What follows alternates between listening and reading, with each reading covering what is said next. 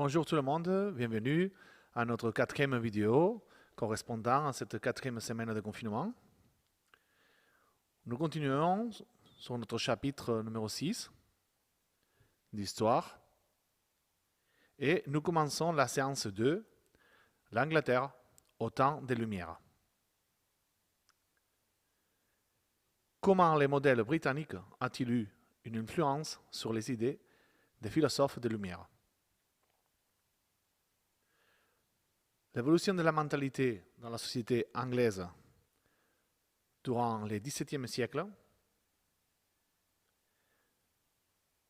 sera très important pour comprendre de quelle façon les premiers philosophes humanistes anglais arriveront à établir la base sur laquelle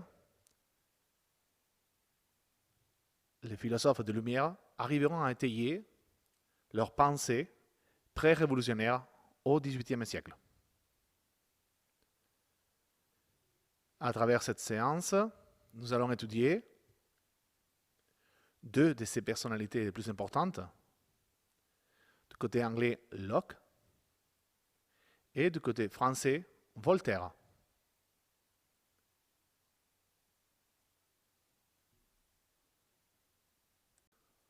Au XVIIIe siècle, l'Angleterre offre l'image d'un pays libre et prospère, qui devient un modèle pour une partie de la bourgeoisie et de la noblesse européenne. Voltaire et les philosophes de Lumière prônent les mérites du régime politique britannique. Cet exemple, dû au fait de la capacité du peuple anglais à se donner eux-mêmes l'importance vis-à-vis de leur souverain, sera un fait majeur pour pouvoir voir que la noblesse et ensuite le peuple peut avoir de l'importance dans un système comme c'était la monarchie absolue qui s'étendait dans toute l'Europe.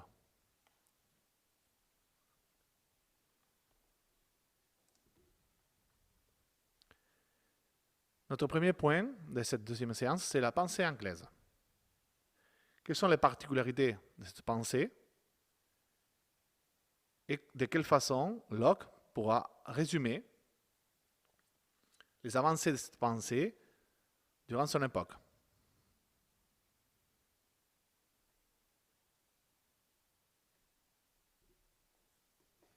Voici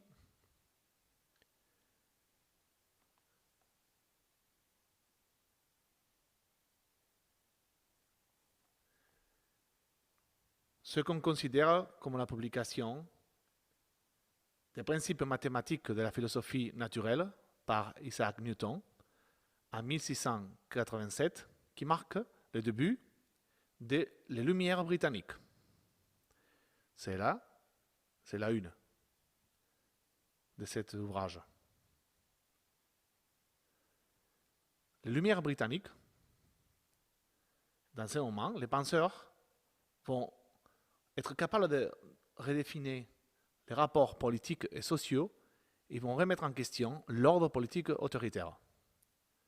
Cette effervescence intellectuelle est permise par les nouveaux modèles mis en place, à savoir, les individus sont mieux protégés. Il faut qu'on se souvienne de l'habeas corpus. Leur liberté d'expression aussi, elle est protégée. On parle de libération politique. John Locke est particulièrement représentatif des idées libérales britanniques.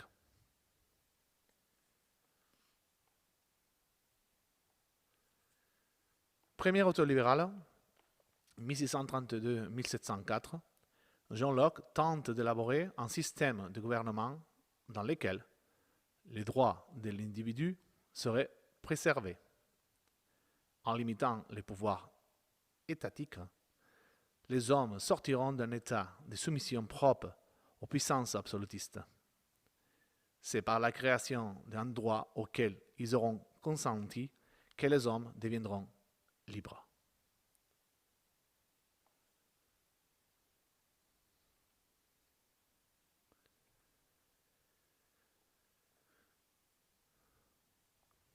À la différence de Rousseau, Locke croit en la sociabilité naturelle des hommes.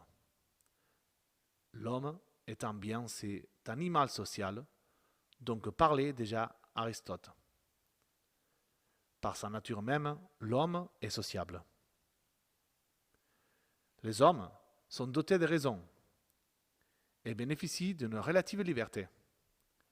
Cette liberté vient de l'existence à l'état de nature, c'est-à-dire les lois naturelles. Ces lois doivent permettre à l'homme d'assurer sa sûreté.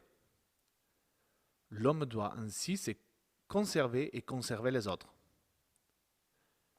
Ainsi, même en l'absence de droits positifs artificiels, il existe des lois qui permettent à l'état de nature d'être un état dans lequel la morale n'est pas inexistante.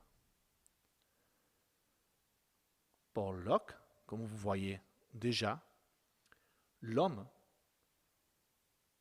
a un système naturel de lois. Même si il n'y a pas les lois artificielles que nous les hommes on va créer a posteriori, ces lois de la nature, c'est la naturelle, sont déjà mises en place et il faut les respecter. Cet état de nature connaît la propriété. Celle-ci, la propriété, consiste non pas seulement dans les biens matériels, mais également dans la liberté et la vie. S'agissant des biens matériels, Locke considère que la terre a été donnée en commun à tous les hommes. Malgré cela, les hommes peuvent acquérir une part de la terre par le travail. À travers cette reconnaissance, dans l'avancée de Locke, on voit déjà l'importance du libéralisme. La propriété existe dans ces lois naturelles, mais l'homme doit être capable de les acquérir par le travail. Il reconnaît l'importance du travail et pas la spéculation. Les hommes doivent laisser aux autres suffisamment de terres nécessaires à leur conservation. L'homme ne doit également prendre ce qui lui est nécessaire dans la nature, seulement dans le but de sa propre conservation. Des limites du droit de propriété existent donc et se fondent sur les lois naturelles.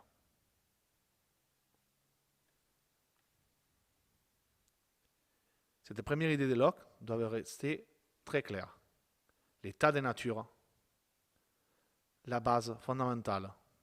L'homme est un animal social, il est donc sociable. Ces lois servent pour conserver l'homme et les autres aussi. Et la propriété privée existe, mais il y a des limites.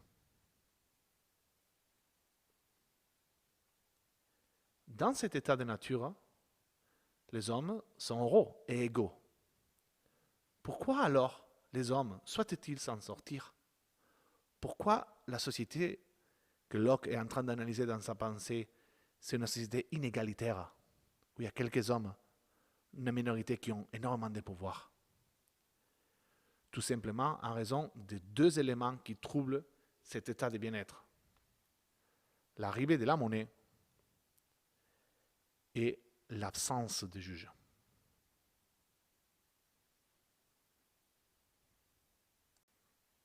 La monnaie arrive progressivement à l'état de nature et corrompt les hommes en leur permettant d'accumuler les richesses.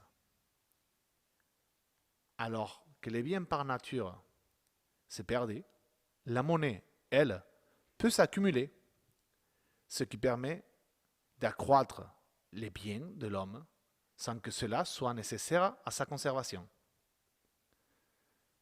Des inégalités apparaissent ainsi, et les hommes les conduisent nécessairement à des éventuels conflits. Mais aussi l'absence de juge. En l'absence d'un tiers impartial, les hommes règlent eux-mêmes leurs conflits. Eux-mêmes interpellent comment ils entendent la loi naturelle puis l'applique pour punir ceux qui contreviennent. Aucune entité n'est donc présente pour dire à la loi naturelle et la faire respecter. Cela peut conduire à une guerre entre les hommes.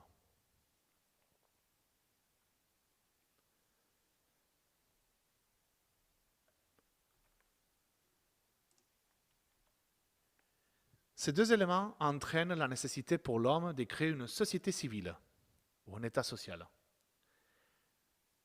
capable de résoudre les conflits liés à l'absence de juge impartial. Mais la constitution de cette société ne doit pas pour autant priver l'homme de leurs droits naturels. Pour Locke, cette création de la société civile, en quelque sorte, doivent empêcher l'homme à suivre l'état absolutiste. Et Locke reproche à cet état absolutiste de faire des hommes serviles, qui préfèrent se soumettre à une autorité qu'ils craignent seulement parce qu'elle les protège. Le peuple délègue donc bien ses pouvoirs aux gouvernants, mais il conserve ce droit naturel. Un contrat social est donc créé entre les hommes et le gouvernement. Les hommes consentent donc librement à la constitution d'un gouvernement. Les contrats sociaux, c'est la base, pour Locke, de l'assistance d'un pouvoir. Si les hommes acceptent et consentent librement celui-ci à travers ces contrats sociaux.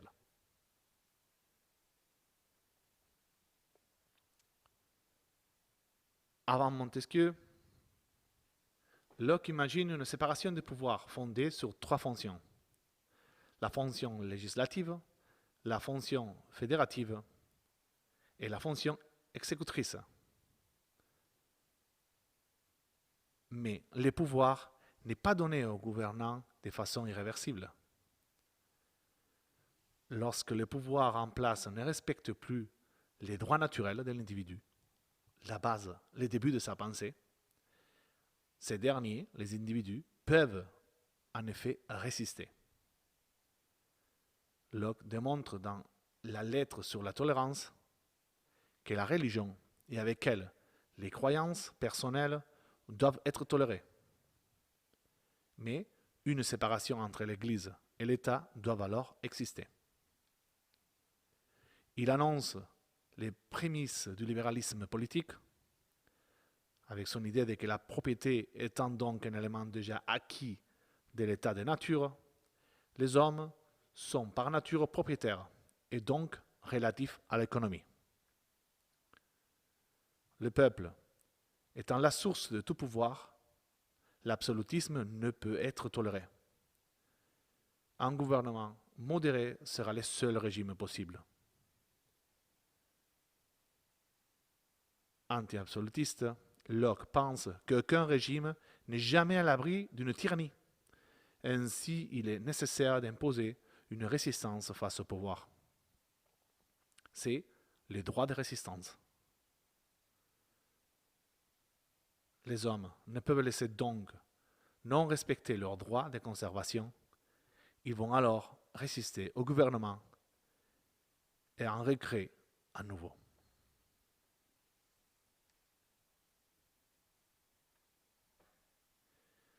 Voilà la base de la pensée de Locke.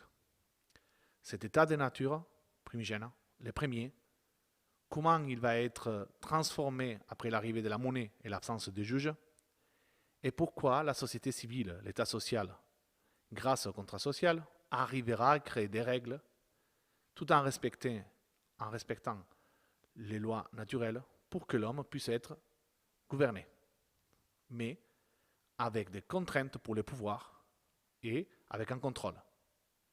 Sans ces contrôles, le pouvoir ne peut pas s'exercer.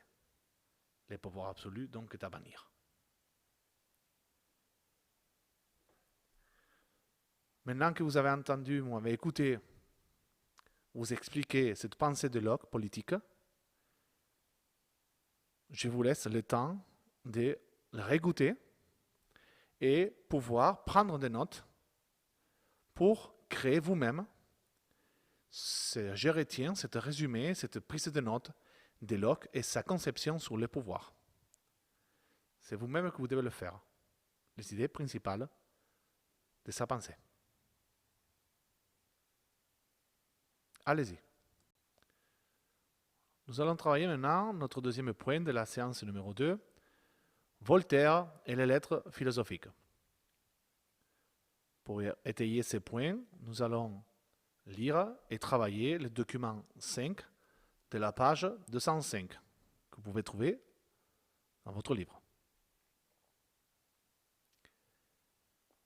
Voltaire sera la personne qui prendra en charge ces travail fondamental de amener la pensée anglaise, aussi de Locke, et arriver en France avec ses idées révolutionnaires. Il passera un séjour en Angleterre et cela lui permettra de pouvoir approfondir dans cette pensée et comprendre que les systèmes que la France vivait étaient contre nature.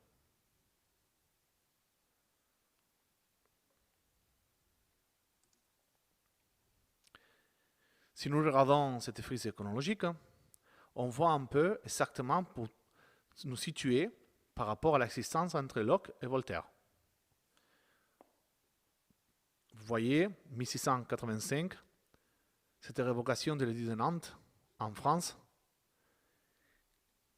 et les Huguenots qui forment les refuges. Tandis qu'en Angleterre, du côté droit, on voit la publication des principes mathématiques de la philosophie d'Isaac Newton, qu'on avait vu que c'était le début, on considère celui-ci, le début des Lumières britanniques. Si en 1689, en Angleterre, on voit les Bill of Rights, et ensuite, en 1690, la publication de John Locke, en France, on doit encore faire référence à cette fin, ce déroulement de guerre de religion qu'on a déjà travaillé. La liberté de presse qui sera liée aux idées de John Locke en Angleterre en 1695 et la mort de John Locke en 1704. Ce séjour que je vous parlais de Voltaire arrivera entre 1727 et 1729, donc presque 30 ans après la mort de John Locke. 30 ans qui ont permis en Angleterre de développer et mettre en place ces idées des Lumières britanniques et vous montre aussi comment l'influence, pourquoi on parle de cette influence des Lumières anglaises, britanniques, sur les Lumières françaises avant la Révolution de 1789. Ces séjours de 2 ans finiront avec la publication de ces lettres anglaises que nous allons travailler. Le document 5, c'est un extrait de ces lettres anglaises. Et juste après, on retrouvera ces grands penseurs comme Montesquieu ou Rousseau. Nous travaillons ces moments de l'histoire de la pensée humaine, de la pensée politique humaine, pour voir et pour comprendre comment le XVIIIe siècle sera complètement influencé par les événements anglais.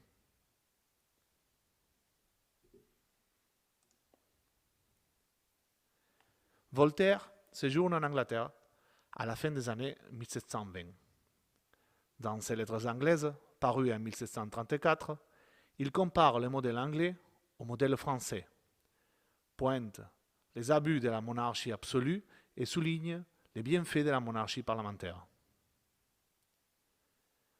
Voltaire dira « La nation anglaise est la seule de la terre qui soit parvenue à régler les pouvoirs des rois et leurs résistants, et a enfin établi ces gouvernements sages où les princes tout-puissants pour faire du bien a les mains liées pour faire le mal.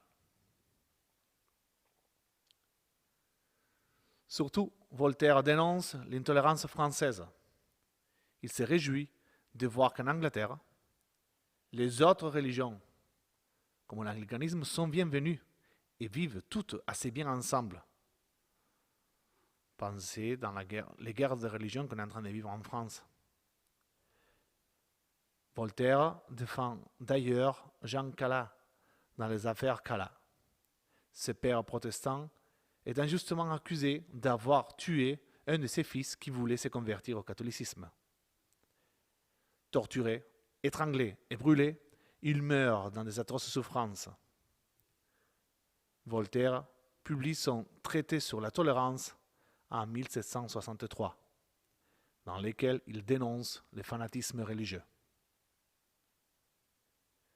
L'ouvrage et l'implication publique de Voltaire permettent d'ouvrir un nouveau procès et finalement Calas est réhabilité.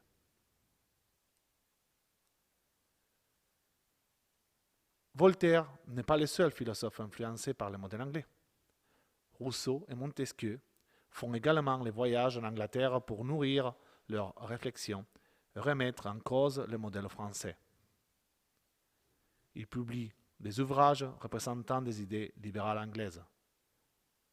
Des ouvrages comme L'Esprit des lois, pour Montesquieu en 1748, et Du contrat social en 1762 pour Rousseau.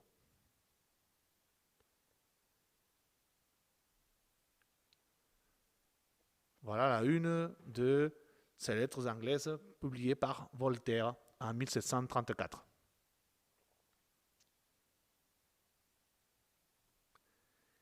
Celui-là, c'est un extrait de ces lettres anglaises ou philosophiques que vous allez travailler et que je vous laisserai le temps de lire pour après, une fois que vous avez travaillé ces documents, pouvoir remplir ces tableaux. Ces tableaux où d'un côté vous allez voir les domaines, quelle sera la situation française et quelle sera la situation anglaise. Nous allons comparer ces deux situations pour mieux comprendre l'évolution de ces deux pays et comment l'Angleterre va influencer la France. Chaque fois que vous lisez un de ces documents, un de ces extraits des lettres philosophiques, vous devez remplir qu'est-ce qui s'est passé en Angleterre et quelle est la situation française. Je vous laisse quelques minutes et nous allons corriger par la suite. Prenez votre temps, lisez tranquillement les documents.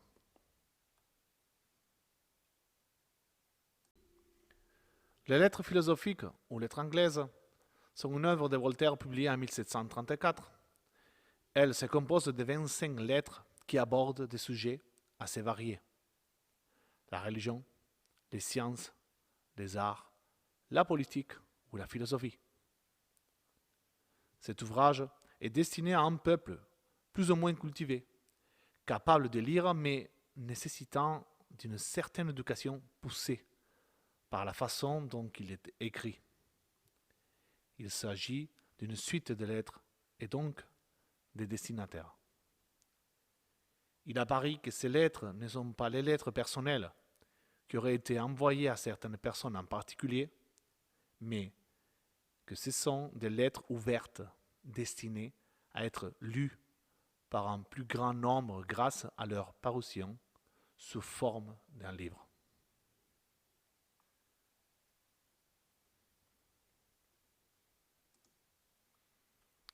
Quels sont les domaines? Religion, sciences, les arts, politique ou philosophie. Qu'est-ce que vous voyez dans la situation française, dans ces textes, les B, la lettre 10 sur les commerces, comme vous voyez. Il nous parle comment les nobles français qui arrivaient de n'importe quelle région peut mépriser en négociant.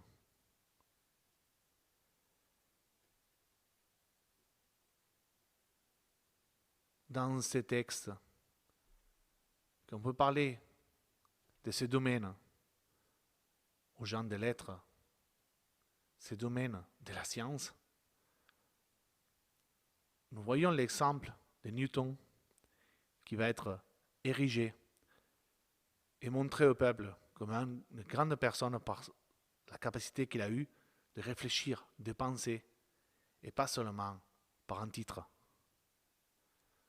Ou dans la lettre 6, qui peut nous parler de la religion, ce domaine de la religion, où il nous dit que dans la bourse de Londres, ce n'est pas grave de quelle religion tu es. La base sera, sur tous les commerces, être capable de vivre en paix et heureux. Dans la lettre 8, le texte D sur le Parlement, ce domaine politique, quelle a été la fin de cette guerre civile en Angleterre? La liberté, tandis qu'en Rome, cette guerre civile, son fruit, ça a été l'esclavage. Voltaire, ici, est capable de mettre en valeur, mettre en avant les capacités et les conséquences de cette lumière anglaise du peuple britannique. La dernière, dans le domaine économique, qui nous dit qu'un homme, c'est pas parce qu'il est noble ou parce qu'il est prêtre, il doit être absent de payer certaines taxes, comme en France. Les impôts sont déterminés par la Chambre des communes, tandis qu'en France, c'était le roi.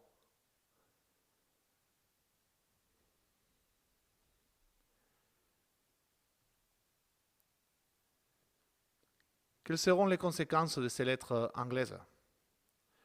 Vous voyez ici un document, un arrêt de la Cour du Parlement, le 10 juin 1734, juste après sa publication. La Cour a arrêté et ordonné que l'édit livre sera laceré et brûlé dans la cour du palais, au pied du grand escalier, par l'exécuteur de la haute justice, comme scandaleux, contraire à la religion, aux bonnes mœurs et au respect dû aux puissances.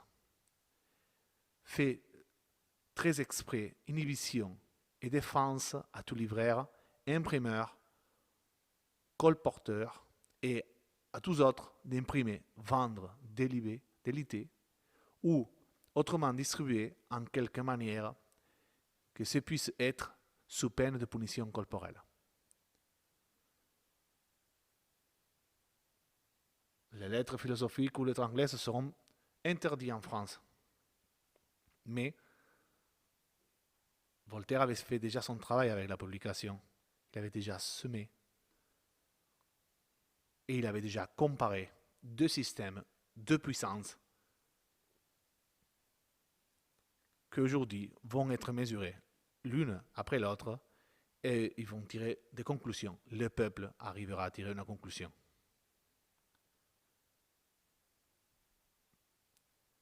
Une fois que je vous ai présenté ces lettres philosophiques, comme trace écrite, vous devez aussi écrire cette comparaison entre la France et l'Angleterre et quelles seront ses conséquences immédiates et a posteriori de lettres philosophiques de Voltaire. Merci beaucoup à tout le monde de m'avoir écouté et avoir suivi ces cours. Il nous reste encore 2 séances pour finir notre chapitre 6 d'histoire. Je vous retrouverai après cette période de vacances. Je vous laisse seulement avec l'idée qu'au retour, nous ferons, comme je vous avais dit, une évaluation du chapitre 5 et chapitre 6 ensemble. Portez-vous bien, nous sommes toujours en contact.